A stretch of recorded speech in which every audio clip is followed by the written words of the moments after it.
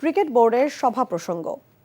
বাংলাদেশের পরিবর্তে টি-20 বিশ্বকাপে স্কটল্যান্ডের অন্তর্ভুক্তি মেনে নিয়েছে বিসিবি।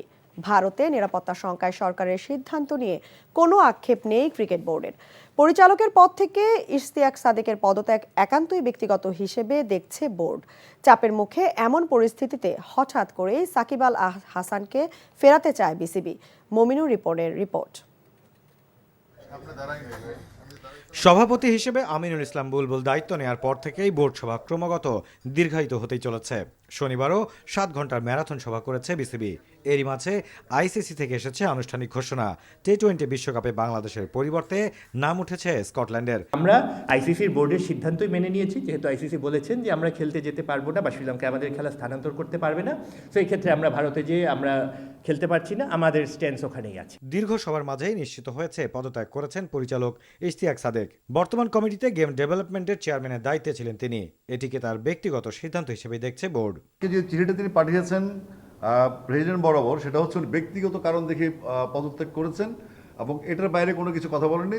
ওটার প্রেক্ষিতে বিসিবি প্রেসিডেন্ট বলেছেন আমাদের বোর্ডে মিটিংয়ে যে পরবর্তীতে উনি ইশতিয়াক ভাইয়ের সাথে কথা বলবেন।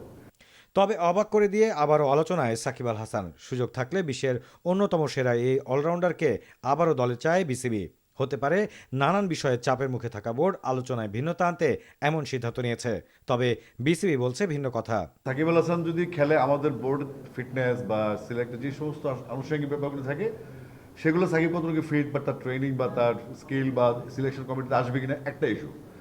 আর আমরা গভর্নমেন্টকে অলরেডি আমাদের প্রেসিডেন্টকে বলা হয়েছে এই বিষয়টা সরকারের সাথে যোগাযোগ করার ব্যাপারে। তার ব্যক্তিগত যে ইস্যুগুলো আছে তার নিজস্ব, সেগুলো যদি সরকার অ্যালাউ করে বা সরকার কীভাবে ফেস করবে সেটা সরকারের বিষয়। কিন্তু আমরা বোর্ডের পক্ষ থেকে সাকিবকে চেয়েছি, এটা হলো মূল কথা। কেন্দ্রীয় চুক্তিতে ক্রিকেটারদের সংখ্যা বাড়ানো সহ সদ্য সমাপ্ত বিপিএল নিয়েও আলোচনা হয়েছে বোর্ড সভায়। Mominur Ripon, NTV news, Dhaka.